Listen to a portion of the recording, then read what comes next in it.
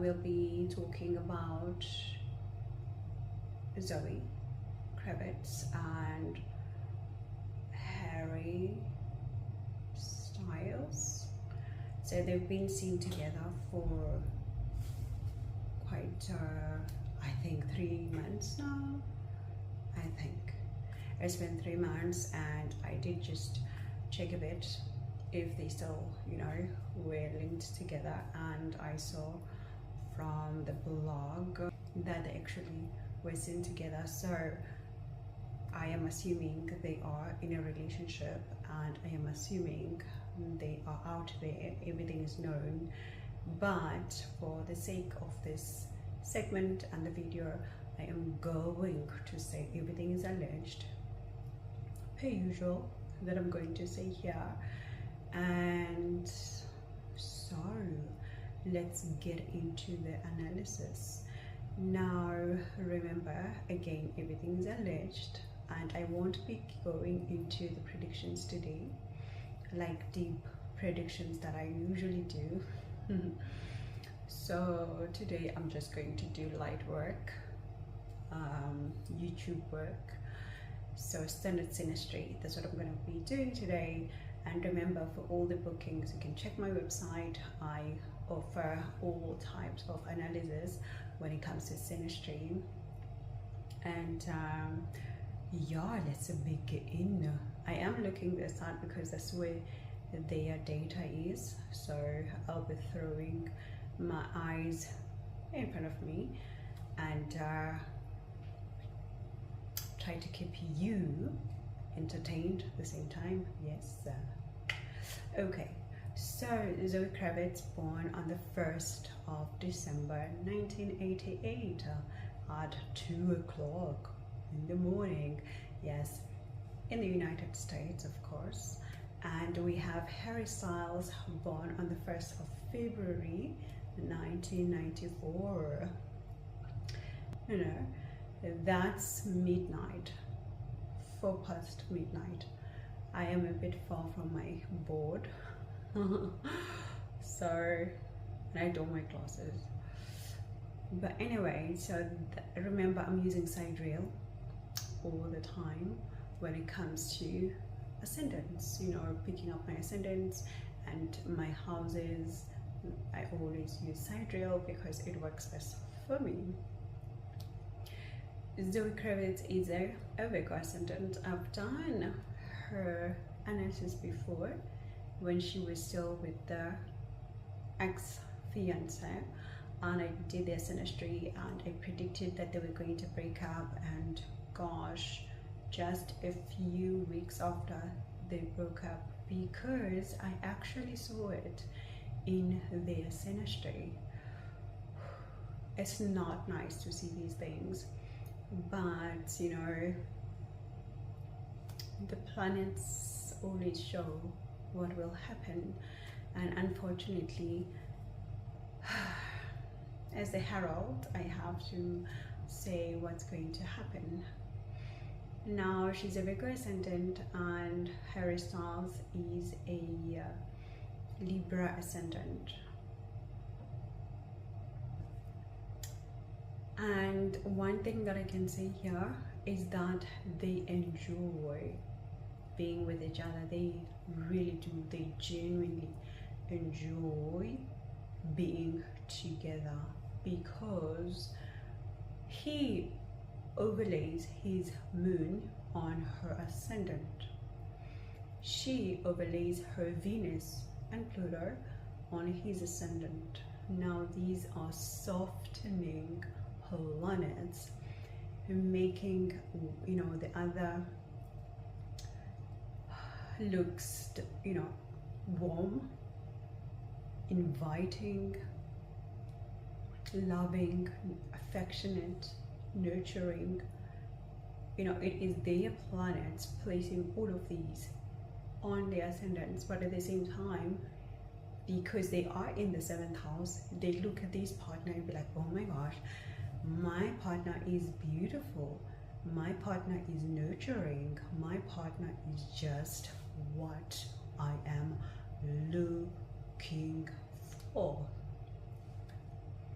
And because of these sensual planets on their ascendants, you wouldn't be surprised, I wouldn't be surprised if they would want to have a child together. I wouldn't be surprised, because when somebody places their moon on your ascendant, they are literally placing the mothering, the parenting onto your ascendant, you know, bringing up that nurturing vibe. And all of a sudden now you feel like, oh, I want to be a mama, I want to be a papa, I want to nurture something, not only this relationship, but I just want to nurture someone, something, a booba, you know. And at the same time, she places the Venus on him, enabling him to have more semen, more fertility revived in him. Because remember, Venus represents what? Semen, right? And love and spouse, of course, and the relationship itself.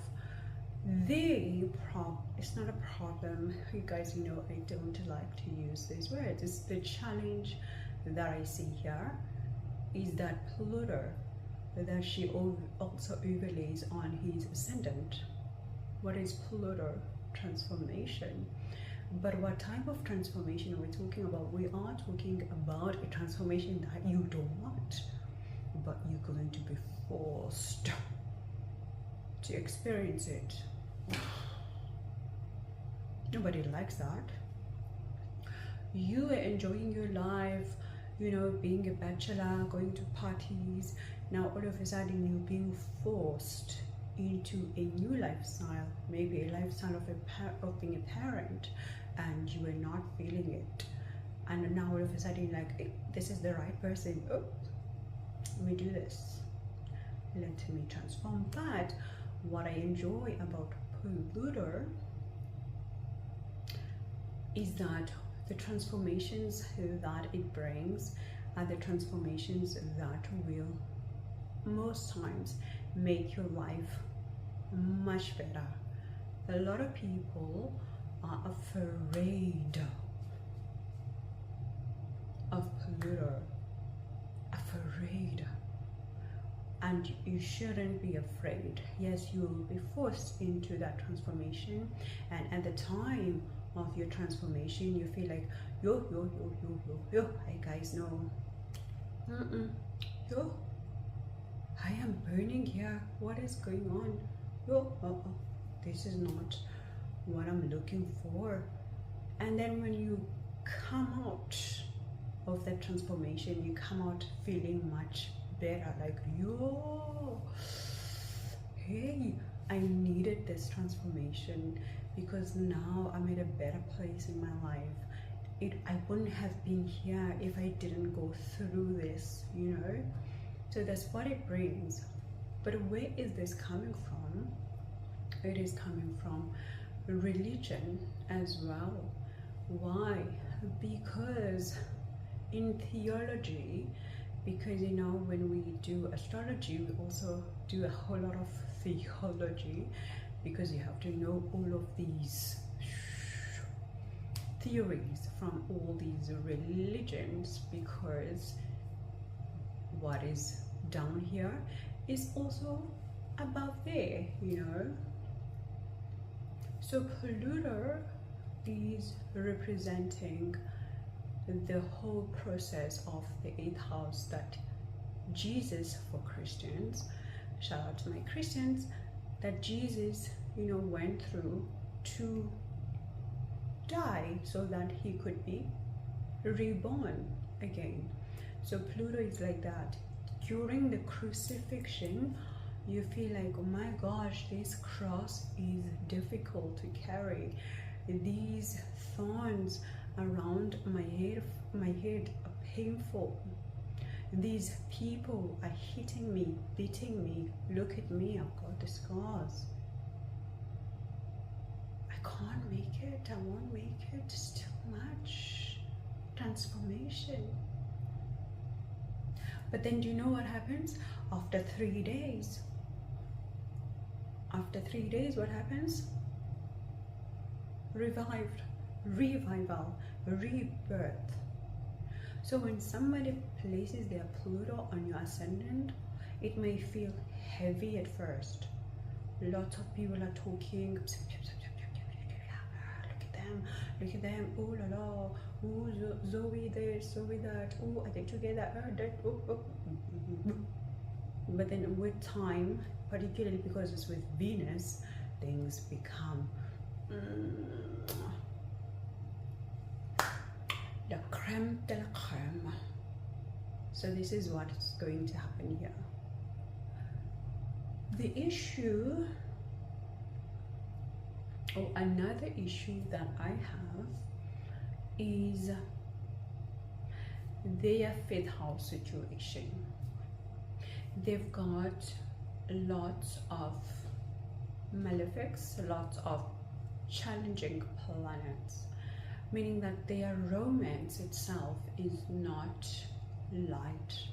It is a romance of heavy things happening, because he places his Mars, Sun and Venus in her fifth house. Absolutely wonderful for the for the spark, because Sun is originally in his house here, fifth house. Mars likes, to be in naturally fire-owned houses. Then Venus, of course, this is the platform of Venus, the fifth house, because it's cinema, it's arts, it's beauty, it's acting, it's the it's the romance, it's the dating, it's the courting, it's just going out with your person, like, ooh, can I take you out? Oh, you can take me out. Can I take you out? Yes, you can take me out. Let's go out. But this is in Capricorn. So now we start to have a problem when it comes to Sun, because Sun in Capricorn is feeling like, hey, I have to work. I have to get my hands dirty here. I don't want to be getting my hands dirty, doing politics. I want to just be worshipped and, people coming to me. I shouldn't be going to people begging them for votes. Oh, vote for me. Vote for my political party. Oh, no. Right? So Sun in Capricorn is feeling like, hey, I have to work like everybody else here. Yes, I will still be the boss. Yes, I will still be respected. Yes, I will have the authority, but it's going to come with a lot of politics. I am the politics. I shouldn't be playing the politics. I am the politics. I decide the politics. Why should I now be going out and begging? So this is what's happening here. But Mars in Capricorn, exalted, drive, passion is at a maximum here. It's with Venus, lots of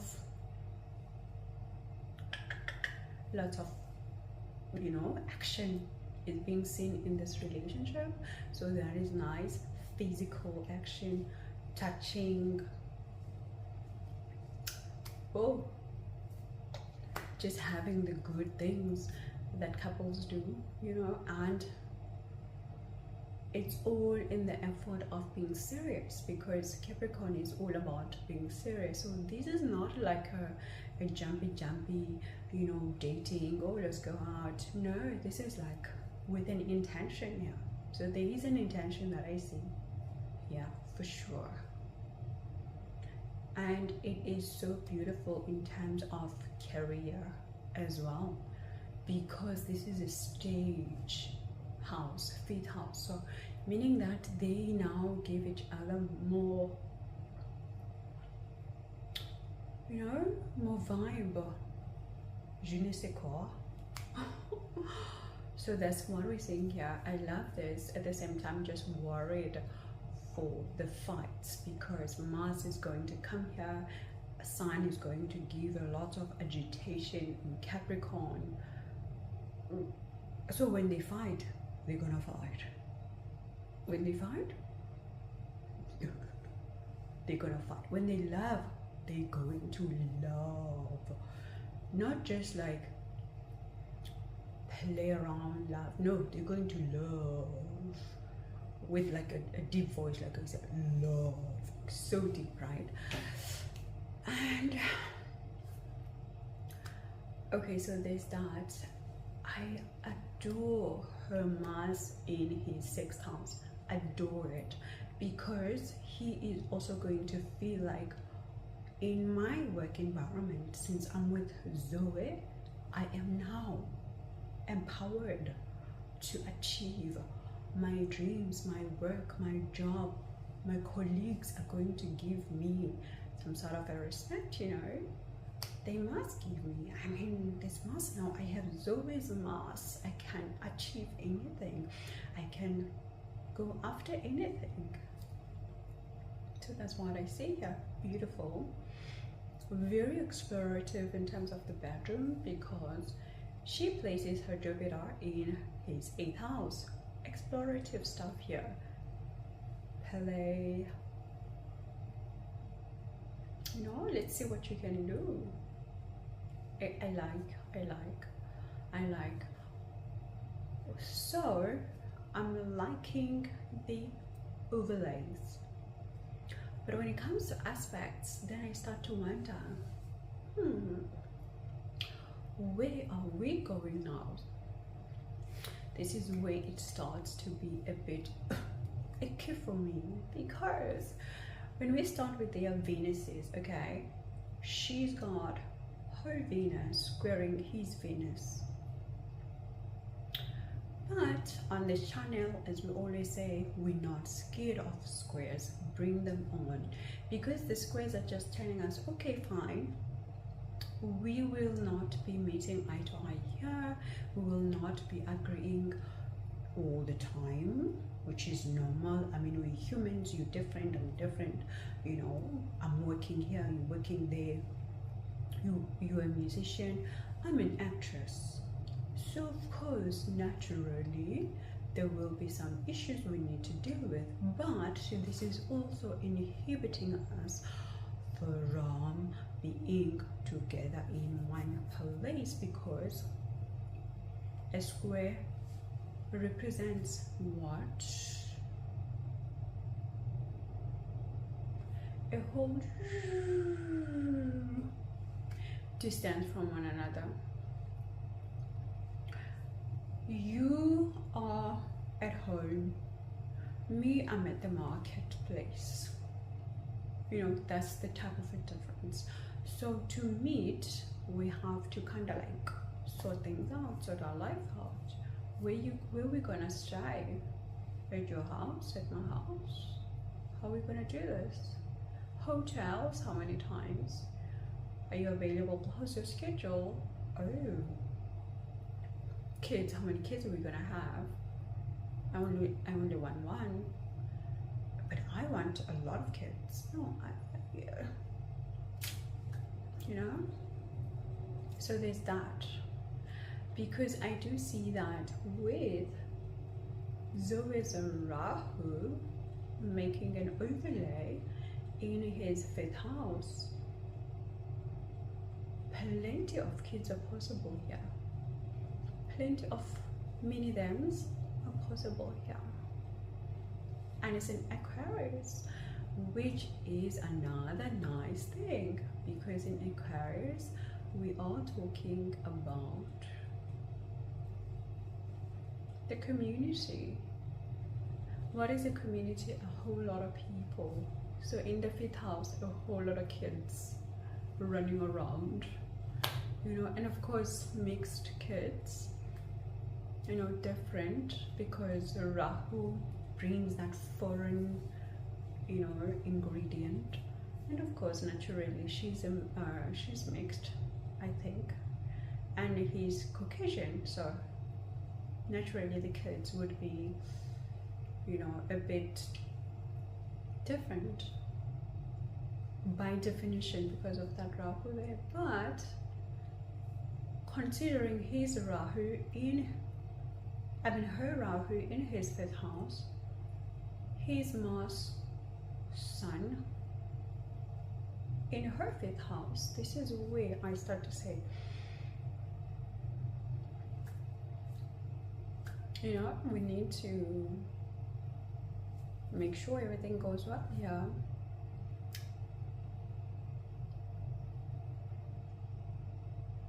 Now, he also places, my voice is starting to leave me, I can already, you know, but you guys know by now my voice just disappears. Anyway, he also places his certain fortune, and what is that? And Venus, what is that? I can't see properly. I have to see.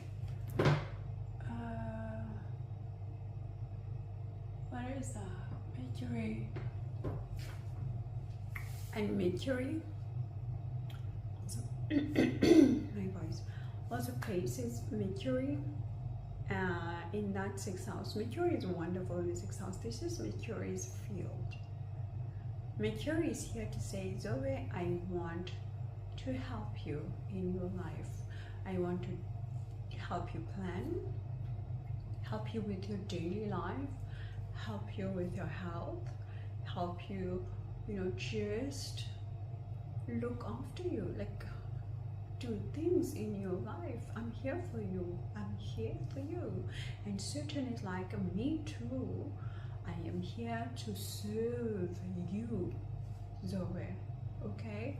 I'll help you fight your problem. I help you fight enemies. I'll help you fight just things that are coming for you. And there will be hardly conflict here because Mercury is here. So meaning that if there's a conflict, you know, that is coming for Zoe, it's quickly resolved. However, she gets to be able to win more fights because she places her Mars in his 6th house, where she gets to be, you know, in a defense mode, but at the same time, because this is his chart, he also gets to be motivated to debate, to challenge, to introduce, you know, his point of views. But because it's in Pisces, it means that, you know, it's all about beliefs, spirituality. The bedroom, very good for the bedroom. Very good for the bedroom, actually. I love the Synastry for the bedroom. They have a good Synastry for the bedroom life. I just love it. And of course, then he places his fortune in her 6th house, which is chef's kiss. I love it.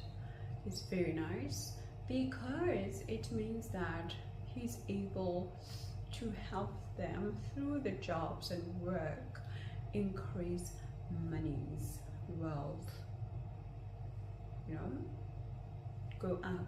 That's nice. That's very nice. Now, my issue here, my biggest issue, I'm not gonna like even sugarcoat it, is that in conjunction between her moon and his moon. That in conjunction here, it is going to require them to do a whole lot of work, lots of transformation, lots of literally going through conflicts, resolving them through conflicts, resolving them. But everything, I believe, can be resolved, particularly because of her moon is opposite his Saturn. So Saturn here is stern in requiring a commitment. Saturn is like, Zoe, you're gonna commit, you're gonna have to commit. You know, you may be like just maybe wanting to experiment this, you know, but you have to commit. You know, I'm certain I need you to commit here. Now, another minor issue that I would have here is actually this is the moon, it's her moon that is making an inconjunction to the Venus, because the moons, they make a semi-sextile, which is another issue in any case.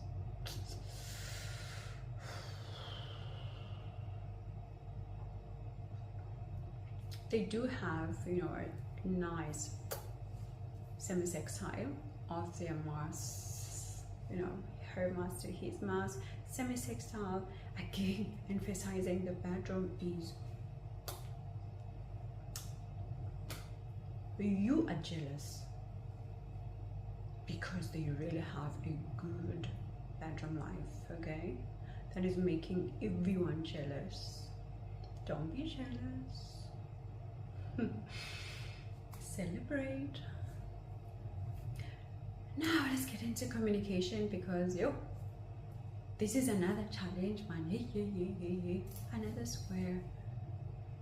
So we need to compromise. We need to find a way to communicate, because your style of communication sometimes is just not ringing well with me. So we need to find another way to communicate, you know. Let's talk about it. Let's just sit down. I mean, you are placing your Mercury in my 6th house, so we should be able to resolve these conflicts or these disagreements. Now remember, all relationships have disagreements. I mean, literally all, because we're different people, we are born different, we come into this world different, and so we have different views sometimes. You like mango, I like grapes. You like a banana, I like potiquar, and sometimes, you know, you need to convince me to taste, and then I'm like, oh, I like it, you know. Compromise, meeting halfway. So what's going to keep them together? That's the question. What is going to keep them together?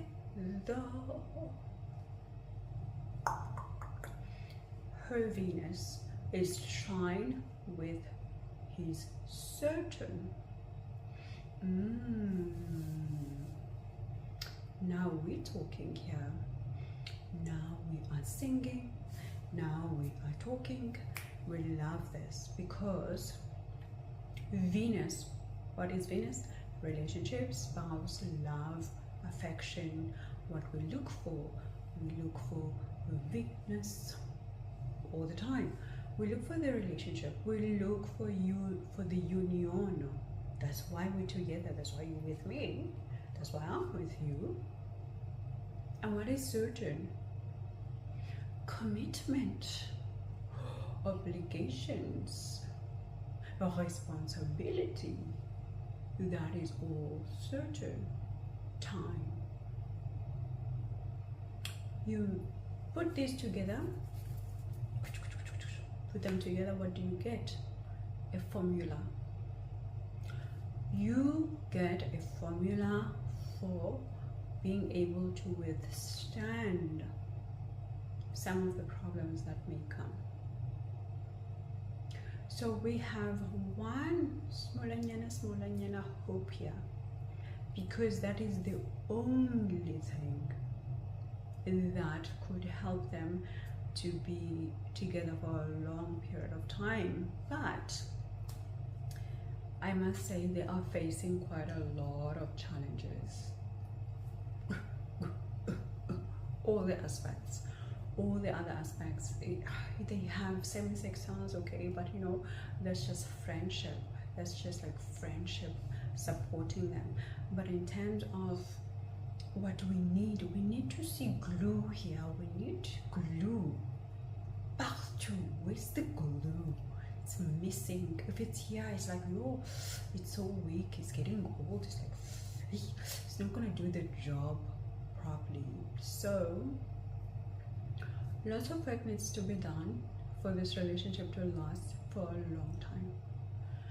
Lots of work needs to be done for them to just have to be in one space together and be happy.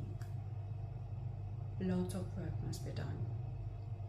As I said, I don't want to do their progressions because I don't want to see any bad news, because once I do that, I'm going to see things that I don't want to see. I'm going to see times that I don't want to see. Right now, I just want to be with them in their, you know, in their cloud. Just speak lightly, YouTube friendly, hope, small but hope nonetheless, because we have that trine. We have that trine of Venus and Saturn, so that's important. Okay, and of course the moon with the sign, with the Saturn opposite, they do give some sort of stability, but Zoe might be, you know, a bit flaky sometimes, and so, but you know, as I already said, I adore what they place on each other's ascendants. Adore it, adore it, adore it so much. If they make this work, that is the most beautiful thing that they give to each other. Those Venus overlays, wonderful. Moon overlays, wonderful, because oh my gosh, she also places her moon in his 11th house of what? Profits, wishes, hopes coming true, and it's opposite that 5th house there. So moon, you know, giving again aspirations to being a mama, tula sana, you know. Other than that, that's it for this segment. Now we're gonna go into the next segment of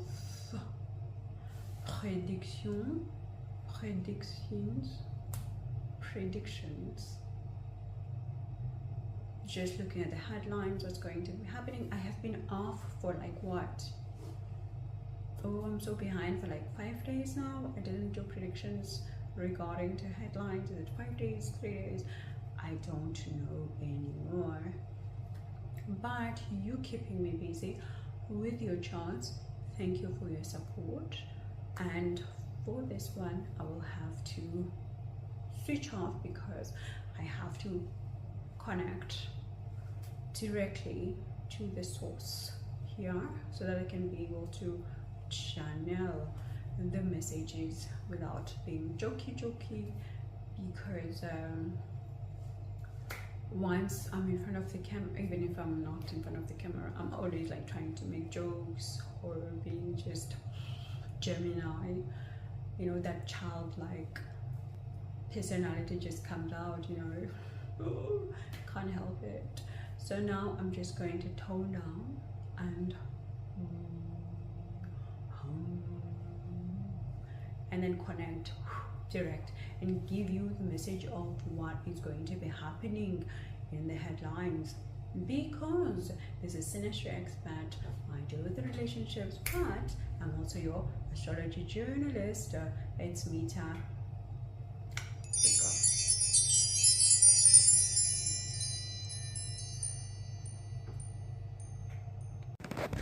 So today is the 13th and I am recording at 11 o'clock at night.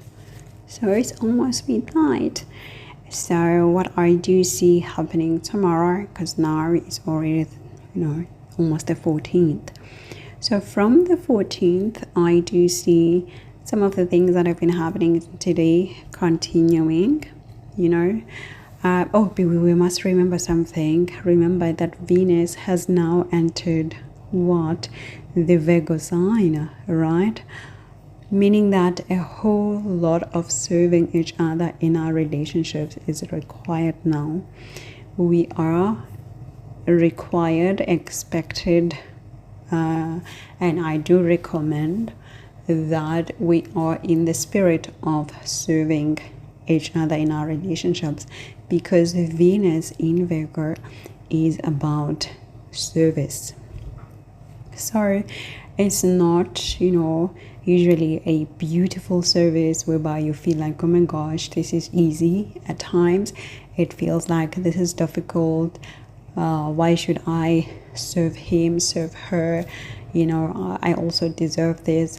But Venus right now is asking us to just be in the mood of serving, even if it feels like an obstacle, even if it feels like a duty, even if it feels like something that is a burden.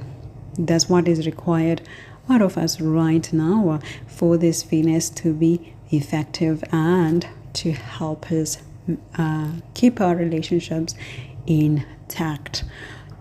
Now, another thing that will be happening quite soon, which would be on the 19th, is that Jupiter will be entering the Cancer sign. I am sure you've seen this in different channels and media to be getting into the Cancer sign, and a whole lot of things will shift. But I will talk about that, or I think I'll make another video perhaps around the 17th, 18th. And what else will be changing is the sun. The sun will also be getting into the Libra sign on the 18th. So quite some changes in these coming few days that we're going to see. And another beautiful thing is that now Pluto will finally stop going retrograde, because on the 4th, on the 14th, why am I saying the 4th?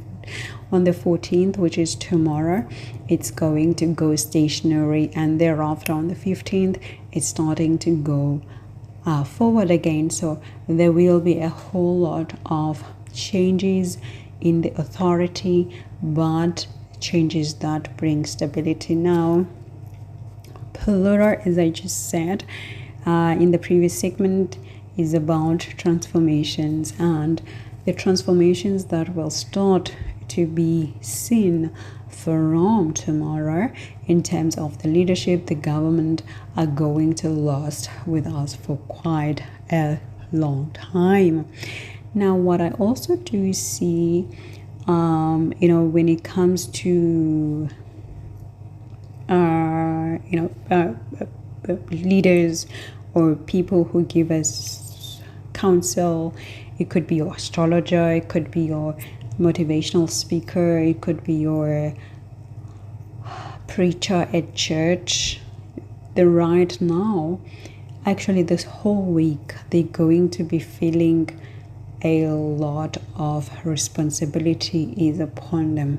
So this is what is going to be happening. Anybody who gives you advice and counsel, they will be under the challenge now of being given responsibilities, whereby they will feel like, oh my gosh, I have too much responsibility or too much weight that is on my shoulder.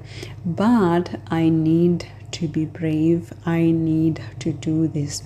I need to show my fans, my clients, my church members, my spiritual members, that I can be up for the work, for the duty.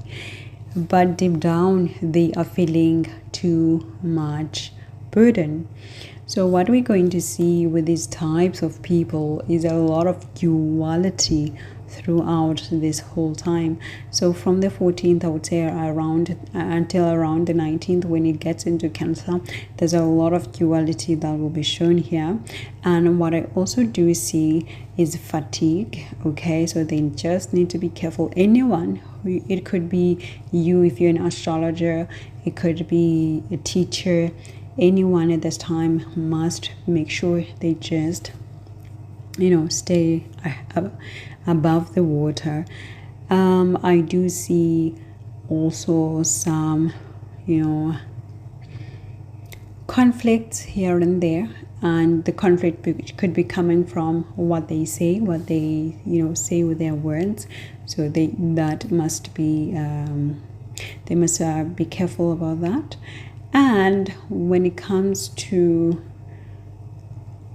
other people in terms of the world, I do see that people in the employment services, particularly in the hospitality service, those who give service, like even nurses, and there could be some also longer voyage that they could be called to do.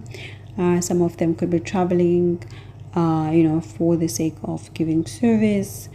And also, even in our relationship, there could be some, one of the partners maybe trying to travel out of state, out of the country, out of the region, out of the city, those type of things. But a lot of, as I said, a lot of responsibilities being seen.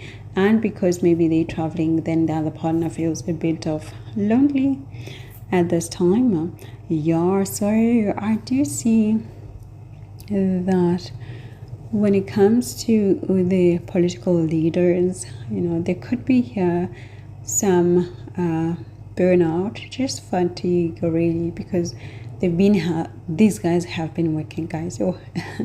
So at this time, some people, they could just be feeling like, I need to calm down. Now, I also do see that around the 15th, I would say around the 15th and perhaps until the 17th, what I do see when it comes to the political leaders, well, there could be a story of, I don't like to mention Israel all the time, but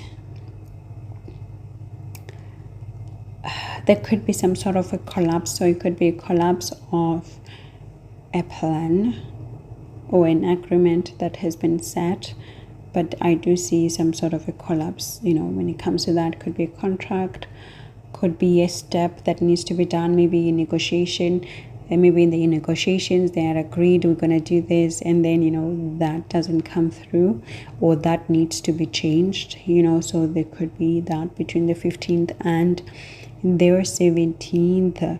Now, what else do I see? I see. Show me what else is there. Oh, there you are. As I said, collapse of a plan of could be leadership, but I do see some power that is being overturned here. So there's gonna be that headline coming up, and it's so uncontrollable. So it's like something surprising here, a crisis of some sort. So that is what I see.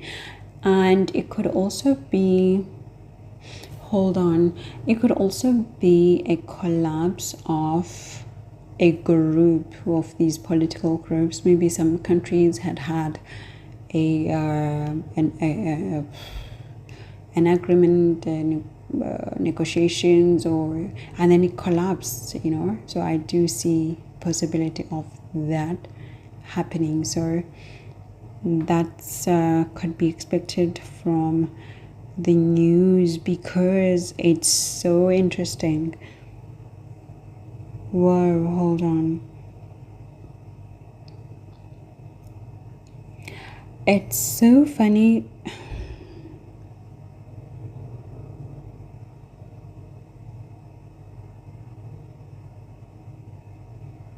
There's some betrayal that Russia is going to feel or is going to experience, which will demand them to do a bit of transformation here. That's seen.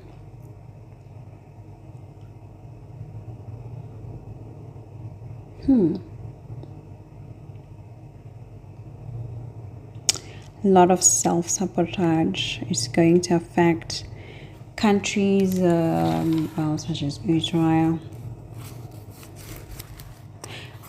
Maybe when it comes to their plans, as I said, maybe their plans are overturned or something like that is overturned. So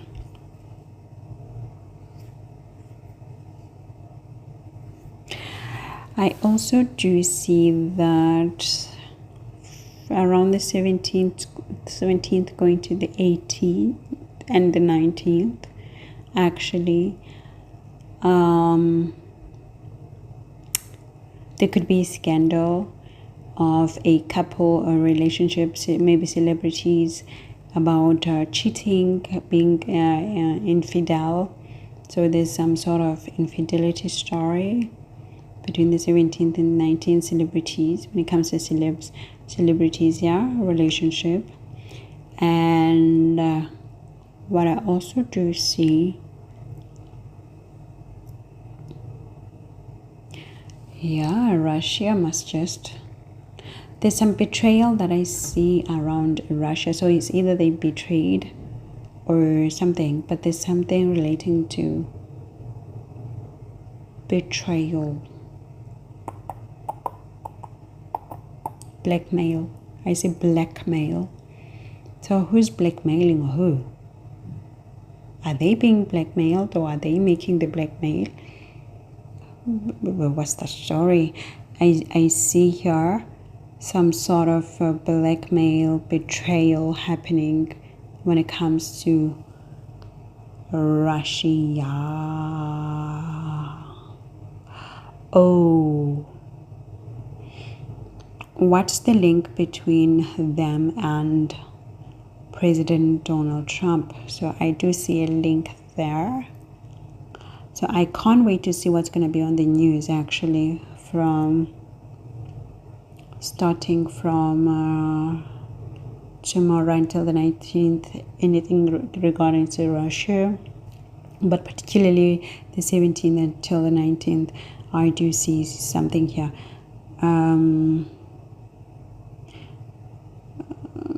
What's happening? It's like, a control over. So it's like blackmail, like, like I know your secret, or you've done this, and therefore if you don't do this, then the repercussions are like this. Repercussions that word. So I do see that.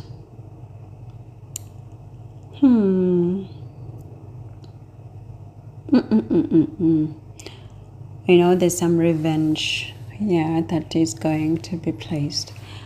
And the high dates, critical dates, 18th, 19th, revenge time, whereby there could be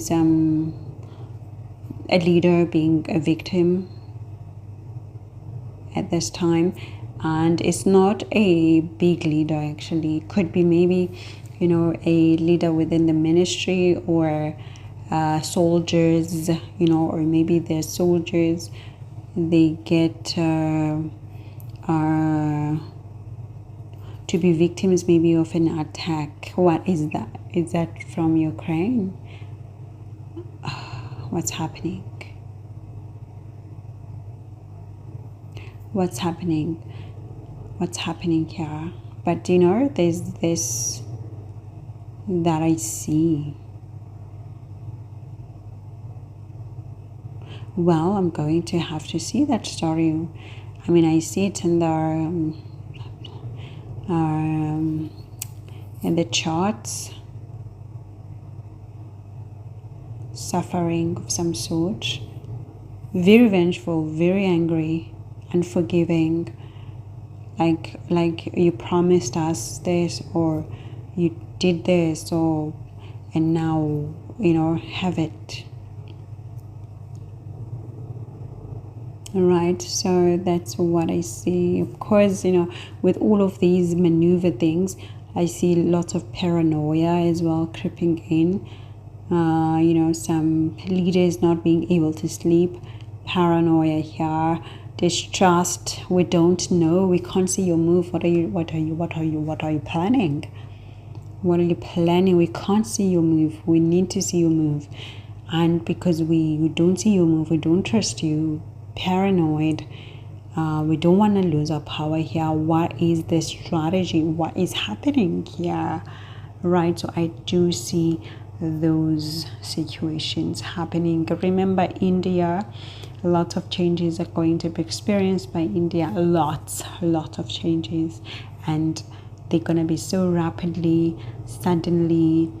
It's just going to be faced this week as well, and lot of even the assets. When it comes to India, there's some changes in the assets right now within this time period, like from tomorrow until, even from today, but from tomorrow until the 19th, I do see this, and beyond, by the way, and beyond, because it's going to be for some time this is going to be happening, but I do see this for sure. And yeah, actually, even the India as well.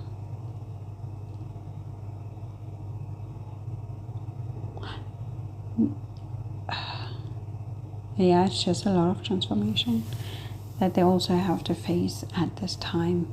So I do see that. But what else do I see? Yeah, I think I'm going to stop here for now. And I must say thank you. I'll chat to you soon. I'll be in touch. Ciao.